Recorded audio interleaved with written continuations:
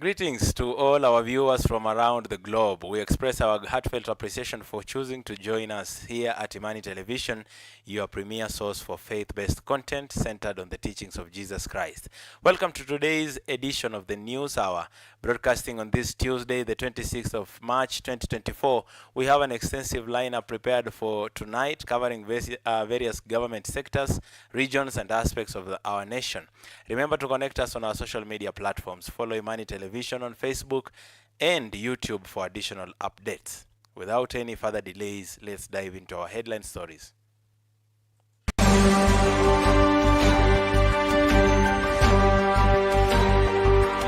This is not the time you can say that you have reduced capitation per pupil from 22,000 to 17. No.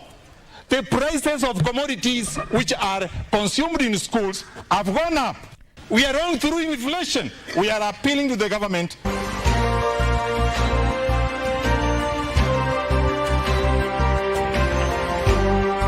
CS, Cabinet Secretary for Health, who has proven to be very incompetent. Very incompetent, talking in rallies anyhow, talking in funerals, and we want that CS to step aside, and we will bring an impeachment motion against the CS for Health.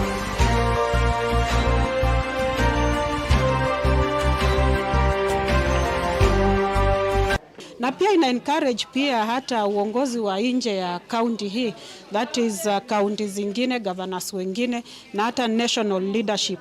Sisi tumekuwa hapa kuprove kwamba women can do it and can make it wakiwa wamepewa responsibility.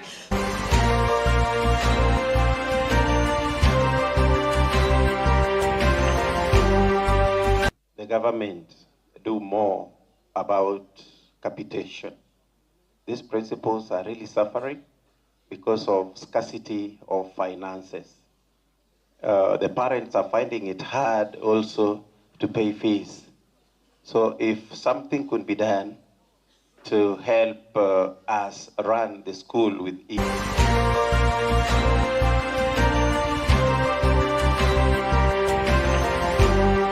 Because for instance, in the last 10 years, there has been a 21% increase in global about crops adoption from the point that we left when the ban that was lifted was instituted until when we lifted it. So a 21% increase in adoption globally, that's a huge margin.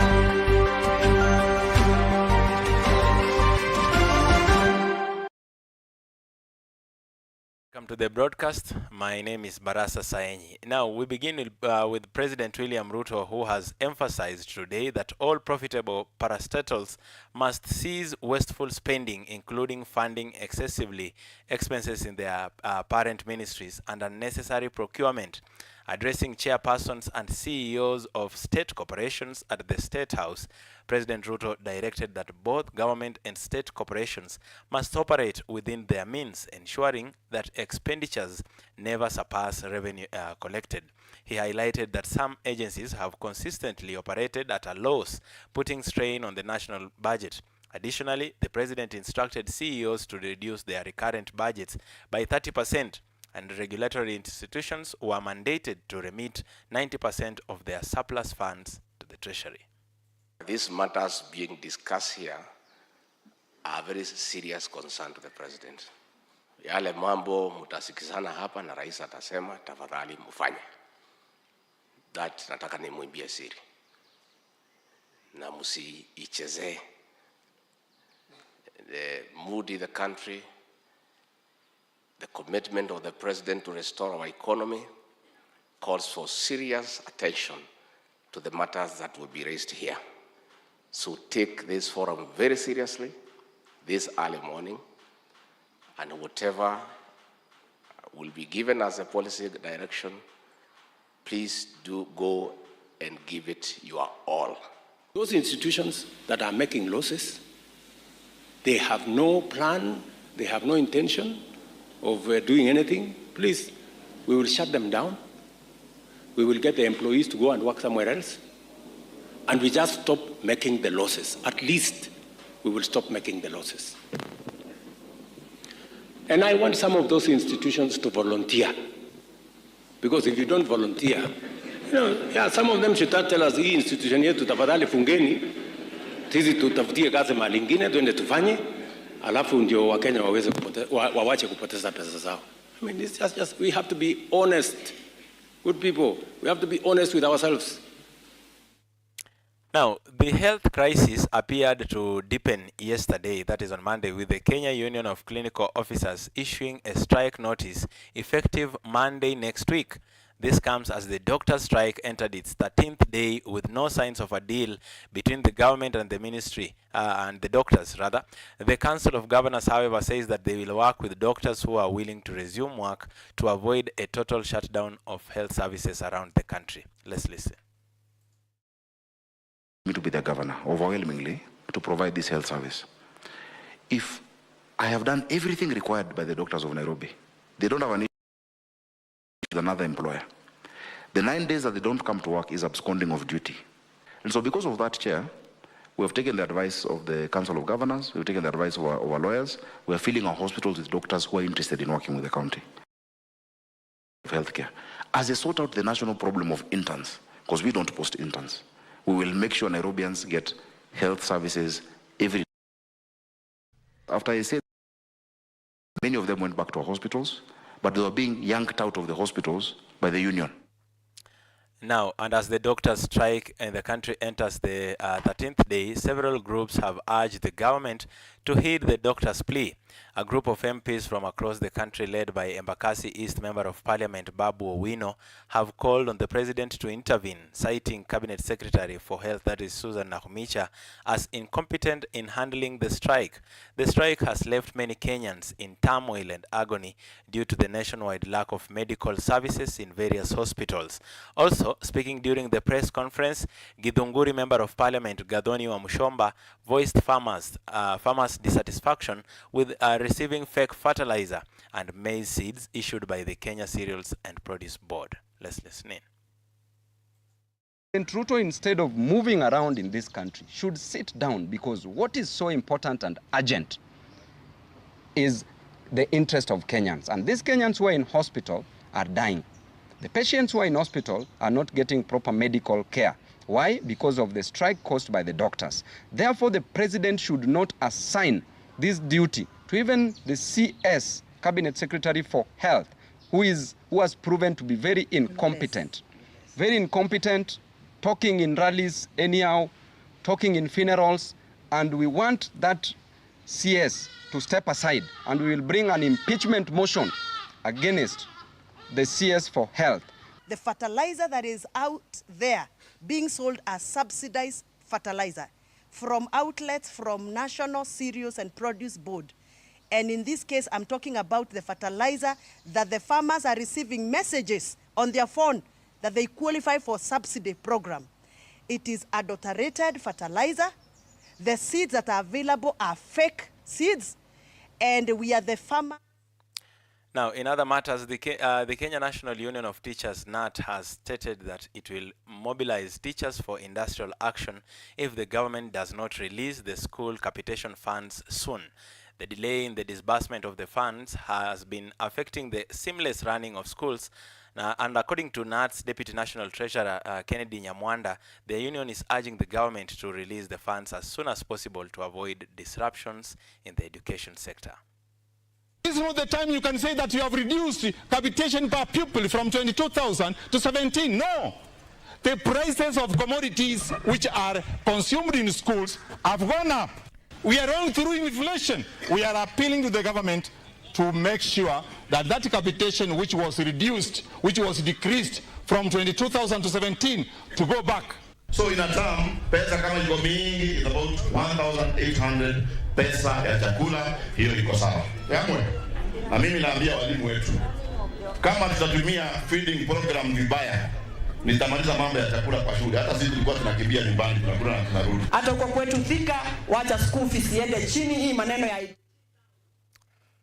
Now, 40 students from Kaptagat Girls have earned academic sponsorship from a high school tree planting initiative. Kaptagat Girls Secondary School in Elgeyo Marakwet established a tree nursery that produces at least 10,000 trees in a year, which is now sponsoring students from poor families. The school, located near Kaptagat Forest, hosted Kenyatta University Teaching, Referral and Research Hospital and Globe Peace in a tree planting exercise, and the partnership between Shandaria Foundation and the Standard PLC. Kaptagat Girls Principal Florence Natembea said that 40 students will be sponsored through the climate mitigation initiative. Let's listen.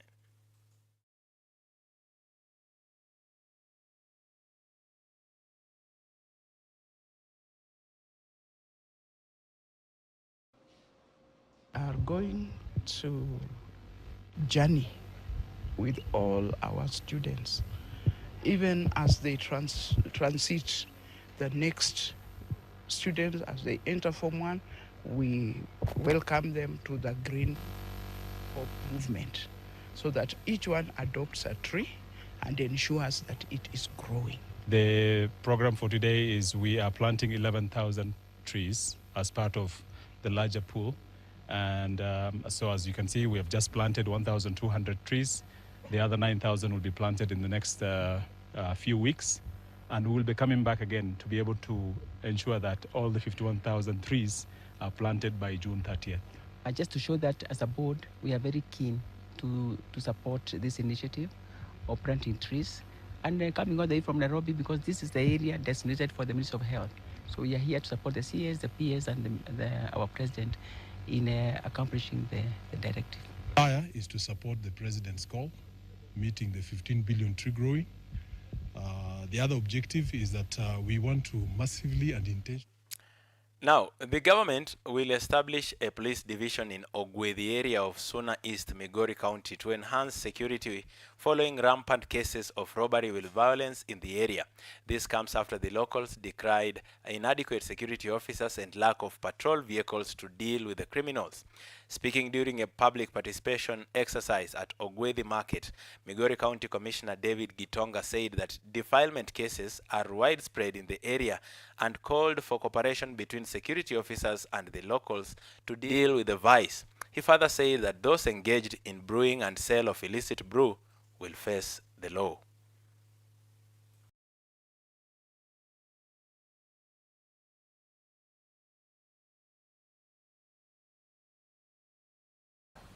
Sana sana hatuna maaskari ya kutosha.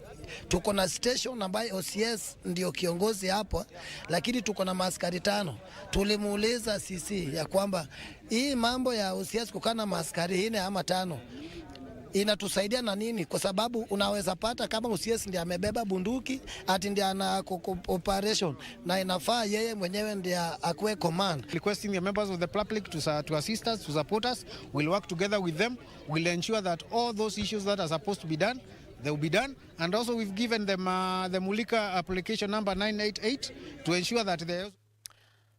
Now, we're moving forward here on News Hour, and agricultural experts have urged the government and citizens to embrace genetically modified objects or organisms, the technology in the country. These experts state that Kenya is behind in development and innovation in agriculture and food production by not endorsing GMO technology. For instance, in the last 10 years, there has been a 21% increase in global crops adoption from the point that we left when the ban that was lifted was instituted until when we lifted it. So a 21% increase in adoption globally, that's a huge margin. In the last 30 years or so, GM crops have continued to be adopted and adopted by farmers, and this is because of the benefits that the farmers are accruing from adoption of these crops. Genetically modified organisms are plants or animals or microorganisms that have been developed using modern biotechnology. So in short, therefore, we regulate products of modern biotechnology. And our work is to check on safety to ensure that the product of this technology is safe for human health, for animal health, and also for the environment. Tukisema tukitunza hii mbiti cotton, wakulima wanapata pesa mingi, sababu ukiuza tani moja unapata around 65,000, lakini ingine ya 300, ukisema 300 times 65 unakuta mbiti cotton iko na pesa mzuri kuliko ile ingine ya kitambo. Tuseme kuzaa kwa mbiti inachukua muda mfupi kuliko ile ingine ya kitambo. Ingine unakuta wakulima walikuwa wanapiga ndama. Right, now let's turn to some education matters, and education stakeholders in Migori County have pointed fingers at the national government through the Ministry of Education for delaying the disbursement of scholarship funds to some schools in the county. Speaking at an event of commemorating 50 years since the establishment of Kamiawanga High School in Rongo, these stakeholders stated that the current situation continues to hinder academic activities in all schools across the country. According to Jacob Mbogo, the chairperson of the Teachers Union Migori branch, the situation has greatly hampered daily operations as some schools rely on these funds to sustain various activities. Let's watch. The government do more about capitation. These principals are really suffering because of scarcity of finances. The parents are finding it hard also to pay fees. So if something could be done to help us run the school with ease. We recognize and appreciate the funding we received from our government, courtesy of FDCE, that has gone along the way in stabilizing our finances and boosted our abilities to deliver on our mission and vision as a school. We, however, remain open to other funding meant for school infrastructure development in the wake of current surge in student enrollment. Boarding is the responsibility of parents. And the boarding fees for a school like this, Kanyawanga, the fees 40,500 only. National schools like Kanga, whose principal is in this gathering, the fee is 50,540. And therefore, I want to ask our parents that as government does its part, we must do our responsibility by paying fees. Now let's head back to our home county here, and Women Leaders Union in Trans Nzoia County has celebrated women for their outstanding performance in the county's governance, a move that motivates them to vie for various positions to achieve gender parity. At the ceremony to recognize Jane Rose Mutama, who emerged as the best among the county ministers, along with Juliana Mihesho, a teacher at Tuwani Girls or Tuwani School, recognized by the President Women, asserted that they have already demonstrated their capability and should be at the forefront of leadership matters. They now urge the government to continue with the efforts in recognizing them, as their success demonstrates the diligence of women when given various leadership roles in implementation.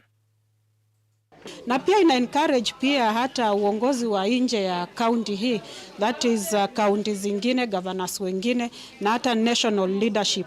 Sisi tumekuwa hapa kuprove kwamba women can do it and can make it wakiwa wamepewa responsibility. Kwa hivyo watupatie more responsibilities as women, kwa sababu imetufanya tukajitambua kwamba kweli tunaweza na hatuwezi tukadisappoint when it comes to service delivery.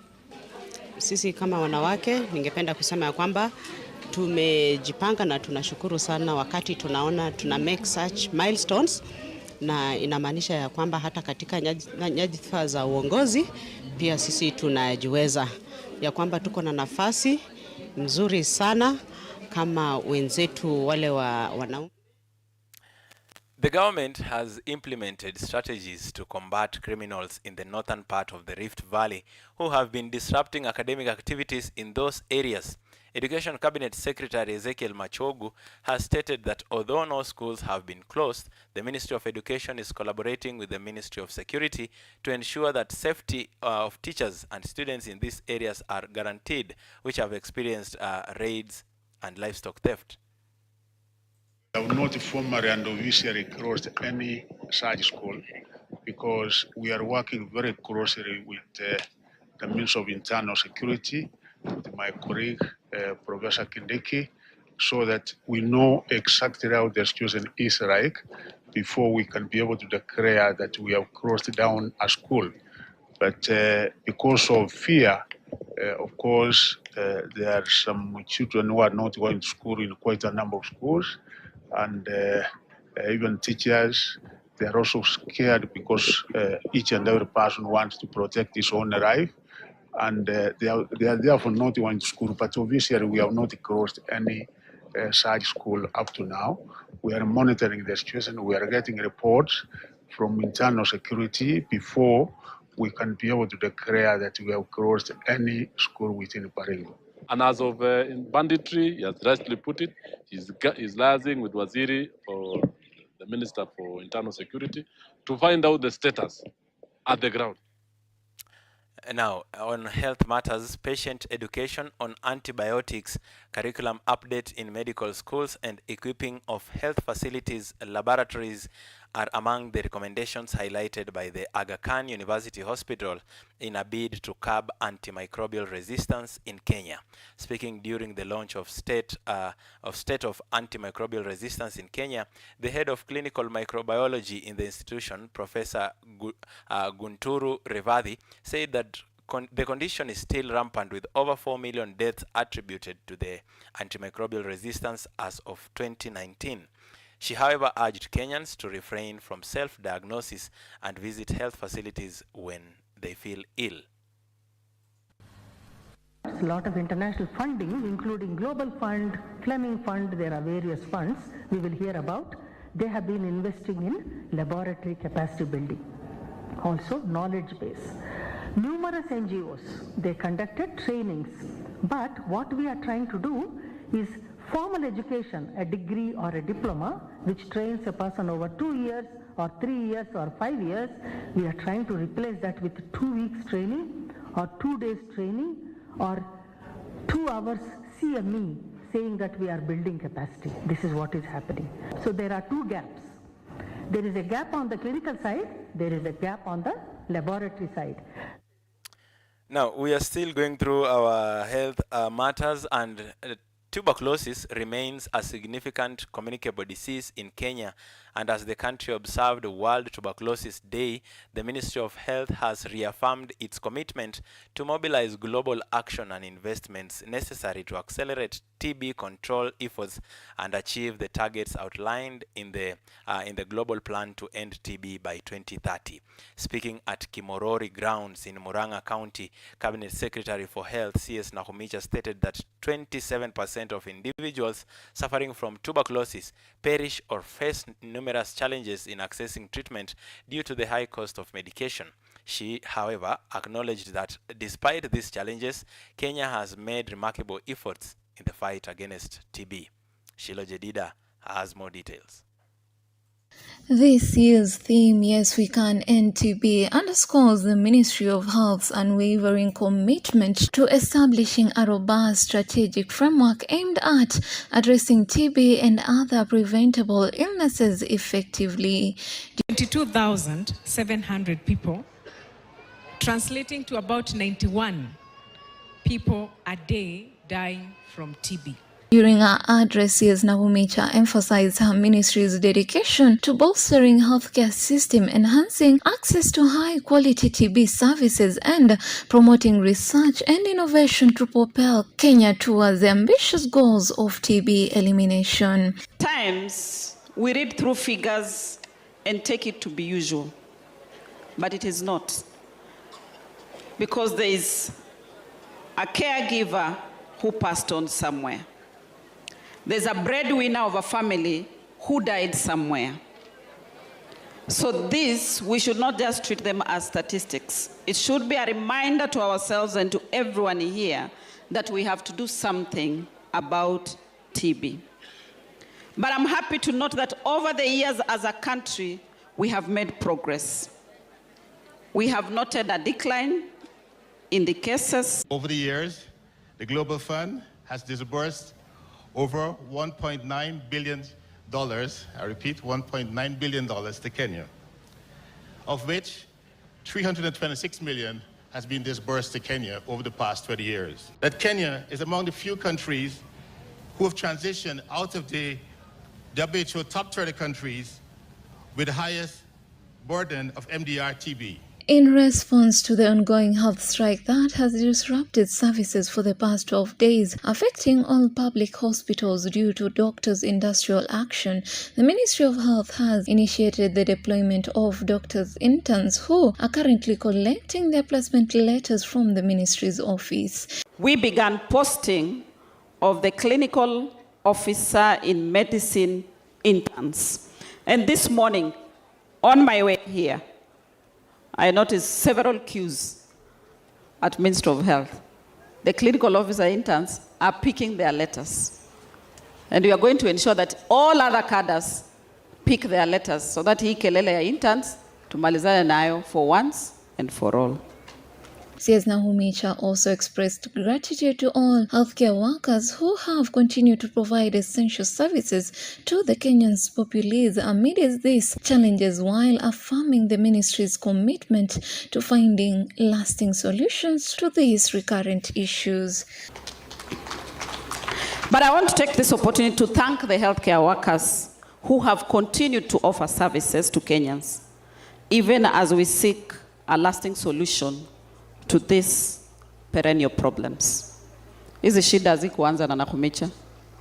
Hizi shida zimekuweko. So my determination is to solve them. Na sitaki kusolve ati temporary, ati tena kesho, wakati mimi si waziri, tusikie tena wamegoma. I want to solve it. Ili kwamba, wakati mimi sitakuwa waziri, hakuna intern tena atagoma. Yule atakuja nyuma yangu, atapata kama nimenyorosha wizara. That is my intention. Reporting for Imani Television, Shilo Jedida. All right, thanks so much, Shilo, for that story. Let's head to Kakamega County, where several families from Matoi village in Navaholo constituency, Kakamega County, were left homeless after a fire ravaged their homes and destroyed 4 acres of sugarcane fields. Johnson Maero, a resident, reported that a fire started in the sugarcane plantation before spreading to their homes. The incident resulted in significant financial losses for the affected families. In response, the Navaholo Member of Parliament visited the affected families and promised to support them during this difficult time.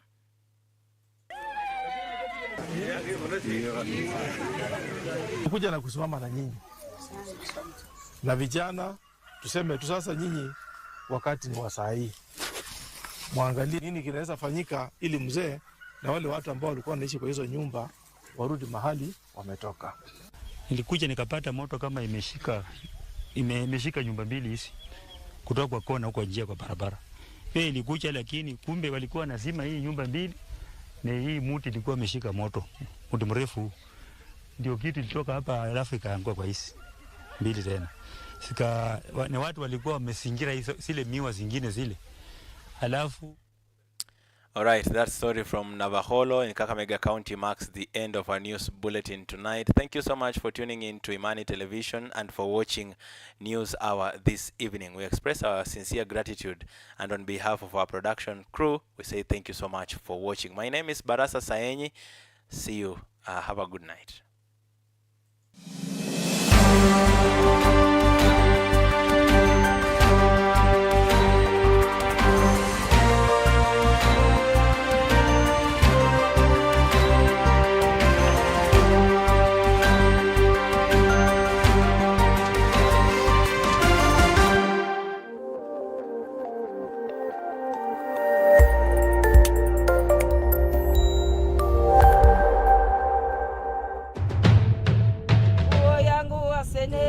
Africa. What is your perception of Africa as a continent? What are your hopes and dreams for Africa? 1 billion people.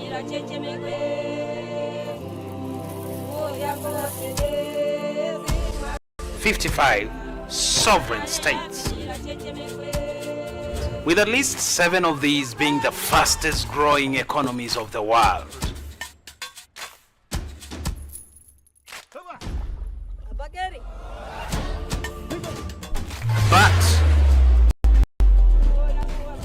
There is still so much untold stories that we are yet to be told.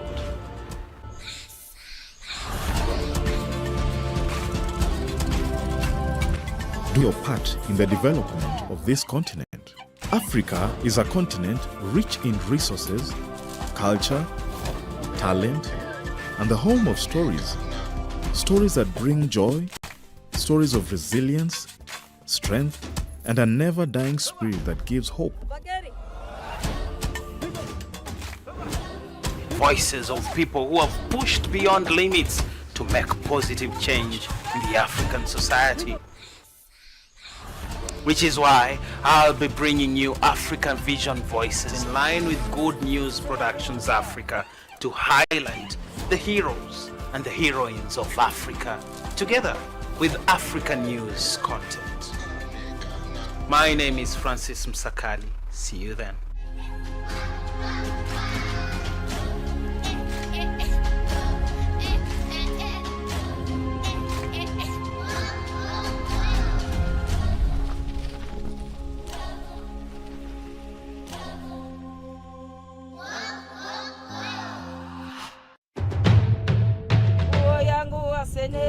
Africa. What is your perception of Africa as a continent? What are your hopes and dreams for Africa? 1 billion people.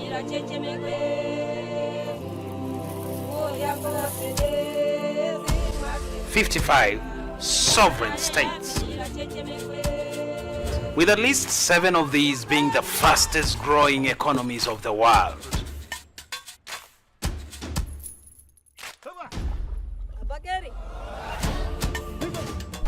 But there is still so much untold stories that we are yet to be told.